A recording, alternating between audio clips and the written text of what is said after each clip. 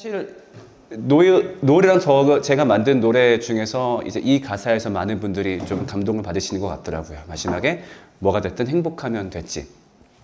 사실 그때를 떠올려 보면은 굉장히 가사를 빨리 써야 될 상황이었어요. 그러니까 월요일 날 숙제를 받아왔고 수요일 날까지 보내드렸어야 되니까 월요일 날 그 숙제를 받아들고 뮤직비디오를 만들면 어떨까? 너 꿈 뭐야? 빨리 말해봐. 알았어. 너 태권도 가. 가사를 쓰고 와서 녹음을 하고 편집을 하고 그 다음날 화요일 날 학교 끝나고 세종중앙공원 가가지고 찍고서 밤새워 올린 거죠. 그러니까 사실 그렇게까지 엄청 힘쓰고 쓴 가사는 아니었어요. 근데 힘주고 안 썼다 보니까 오히려 평소에 제가 생각하고 있었던 말이 나왔던 것 같아요. 그러니까 제가 가장 중요하게 생각하는 말이기도 하고요. 그래서 아마 모든 분들이 대부분 동의하실 거예요. 육아의 목적이 뭐냐라고 했을 때 우리 아이가 자신의 행복을 찾길 바랍니다. 이거는 사실 모든 사람이 동의할 수 있는 육아의 주제다라고 생각을 할 거예요. 근데 저는 어떻게 생각하냐면은 이렇게 글자만 봤을 때는 모든 사람들이 동의할 만한 말이지만 생각보다 이 말이 쉽지 않다고 생각을 해요.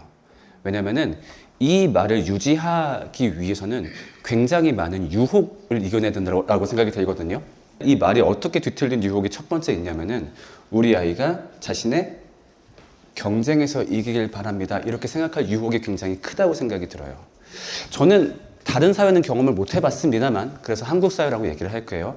한국 사회에서는 경쟁이 정말 인간 사회가 가장 최고로 찍을 수 있는 데까지 찍지 않았다 생각이 들어요. 지금도 기억나는 게 노을이가 처음 태어날 때 다들 가보신 적 있겠지만 베이비 페어를 갔었거든요. 근데 베이비 페어에서 가장 큰 부스를 차지하고 있는 게 뭐였냐면은 혹시 기억하세요? 어떤 거였나요 보통? 유모차도 있는데 제가 그때 갔던 기준으로는 제일 컸던 게 책 중에서도 영어 책이었어요. 영어 교재. 태교 영어. 아직 세포인 애들한테 영어를 이제 알려주겠다고 하는 거죠. 그러면은 베이비 페어에서 영어 책이 이렇게 인기 많은 이유가 뭘까라고 했을 때 이 친구들한테 마치 그런 느낌이 드는 거예요. 그 왜 F1 레이스 자동차 경주할 때 출발 전에 예열하잖아요. 웅웅 해서 띠띠띠 했을 때 붕 나갈 수 있게 하려고. 우리 아이들은 태어나기 전부터 경쟁에 대비를 해야 되는구나. 그래서 이 경쟁 시스템 딱 시작했을 때 앞서 나갈 수 있게.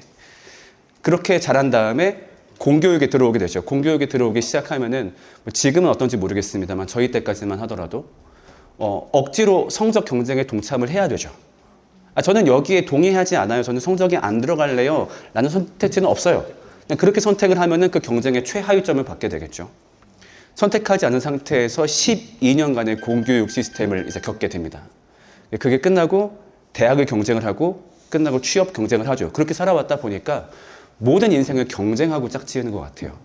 남 부끄럽지 않게 결혼해야 되고 남 부끄럽지 않게 차를 사야 되고 남 부끄럽지 않게 집을 사야 되고 그렇다 보니까 우리도 모르게 행복의 근거를 우월감에서 찾고요. 또 반대로 불행의 근거를 열등감에서 찾는 것 같아요. 그렇다 보니까 우리 애가 행복하려면 어떻게 해야 돼? 경쟁에서 이겨야 돼. 그 방식으로 육아를 하기 참 쉽다고 생각이 들어요. 근데 사실 우리는 경쟁 시스템에서 승리한 사람들의 결말을 너무 잘 알고 있습니다. 그 사람들이 행복할까라고 했을 때 결국 그 사람들도 그 안에서 있는 또 다른 경쟁에 치이기도 하고 혹은 그 위치를 유지하기 위해 상당한 힘을 써야 되고 또 덜어는 경쟁이 하나만 있는 게 아니죠. 다른 경쟁 가운데 치여 살다 보니까 경쟁에 이기는 것과 행복은 큰 연관성이 있다고 볼 수 없는데 우리조차 그렇게 자랐다 보니까 아이들한테도 행복은 곧 우월감이야 라고 판단할 수 있게 되는 거죠. 자, 그 다음에 또 이 말이 어떻게 바뀌기 쉽냐면은 우리 아이가 자신의 행복을 찾길 바랍니다. 우리 아이가 내가 제시한 행복을 찾길 바랍니다. 우리는 아이들한테 되게 많은 행복의 방법들을 제시하죠. 이렇게 해야 돼. 이 타이밍엔 요걸 해야 되고 이걸 공부해야 돼. 그래야 네가 행복해. 그 마음을 나쁘다고 볼 수는 없을 거예요. 아무래도 먼저 걸어갔던 입장에서 시행착오를 겪었고 어떤 결과물이 있기 때문에 우리 아이만큼은 그걸 겪지 않게 하는 마음이 있겠죠. 근데 중요한 건 그거 같아요. 우리가 한번 먼저 인생을 경험했기 때문에 인생이라는 게임의 매뉴얼을 알고 있다라고 말을 할 수 있을까 싶은 거죠. 만약에 어떤 친구가 막 운전에 대해서 설명을 합니다. 야, 운전은 말이야 속도가 중요한 게 아니라 코너링이 중요하고 그 컵에 물이 흔들리지 않게 막 이런 말을 해요. 그럼 가서 물어보는 거죠. 너 면허 있어? 없는데요? 그럼 너 어떻게 알아? 너 지난주에 아빠 차 한번 몰아봤는데요? 이렇게 얘기하면 우리 그 친구를 웃을 거예요. 야, 운전 한 번 한 걸 가지고 뭘 알아? 우리도 마찬가지죠. 인생을 딱 한 번밖에 살아보지 않았는데 우리가 너무 인생에 대해서 답을 알고 있다고 생각할 때가 있어요. 그리고 심지어 우리가 앞으로 맞이할 2025년, 26년, 27년은 그 친구들이나 우리나 처음 맞이하기는 마찬가지예요. 그럼 우리가 그것들을 꿰뚫을 수 있는 능력이 있다고 보기는 어려울 것 같아요. 단적인 예로 10년 전에 유튜버라는 직업이 나올 거라고 예상을 했을까요? 집에서 게임 쳐다보면서 막 떠드는 친구가 100억을 벌 거라고 예상한 사람은 아무도 없었을 거예요. 그 다음에 인공지능이 발달한다라는 건 알고 있었지만 그 인공지능이 예술가들을 제일 먼저 대체할 거라고 생각한 사람은 누구도 없었을 거예요. 오히려 그 분야가 제일 마지막까지 남는다고 말을 했는데 오히려 거기가 제일 먼저 선점을 당해버렸죠. 그러니까 우리한테 앞으로의 사회를 예측할 수 있는 능력은 사실상 없다고 봐도 무방한데 너무 섣부르게 우리가 아이들한테 야, 이래야 행복해, 저래야 행복해 라고 제시할 때가 많은 것 같아요. 그 다음 마지막 유혹. 우리 아이가 자신의 행복을 찾길 바랍니다. 여기서 가장 어찌 보면 가슴 아픈 케이스인데 내가 행복을 찾길 바랍니다. 이 육아를 통해서. 우리가 부모가 갖는 마음이 있죠. 모성애와 부성애. 그건 사실 굉장히 거룩한 마음이고 너무나 좋은 감정이지만 때로는 그 모성애와 부성애가 참 약할 때를 볼 때도 많은 것 같아요.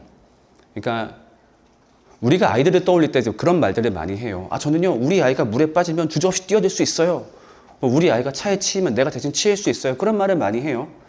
근데 살다가 그럴 일을 겪을 확률이 얼마나 될까요?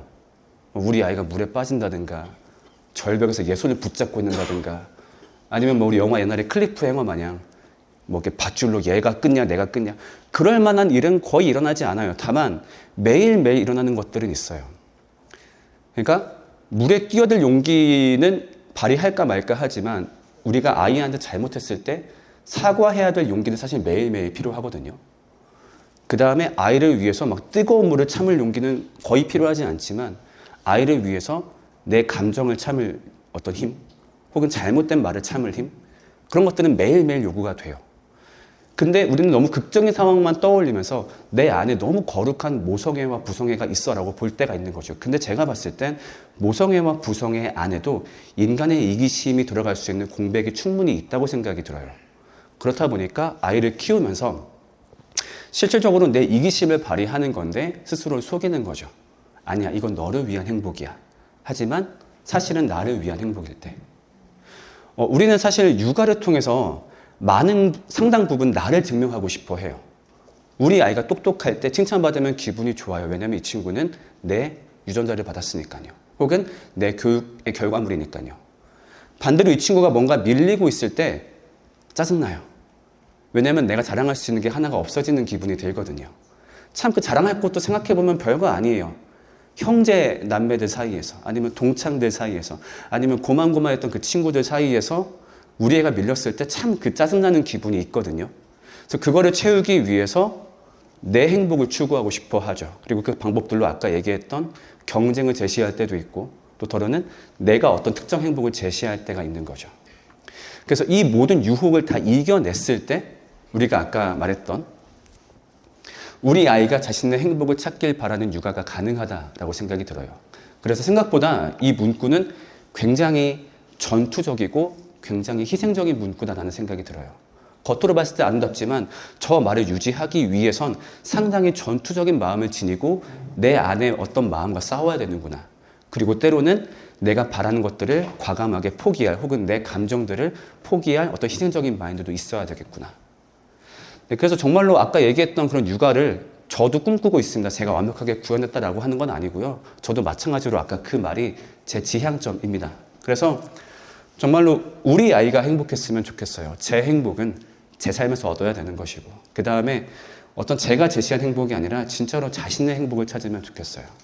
그리고 마지막으로 그 인생을 자신이 스스로 돌아보았을 때 난 남들보다 우월해, 난 남들보다 뭘 더 가졌어 이렇게 소외를 하는 것이 아니라 내 인생은 정말로 행복했어 라는 말을 할 수 있도록 제가 그리고 우리가 그 과정을 도와주면 좋겠습니다. 네, 이상입니다.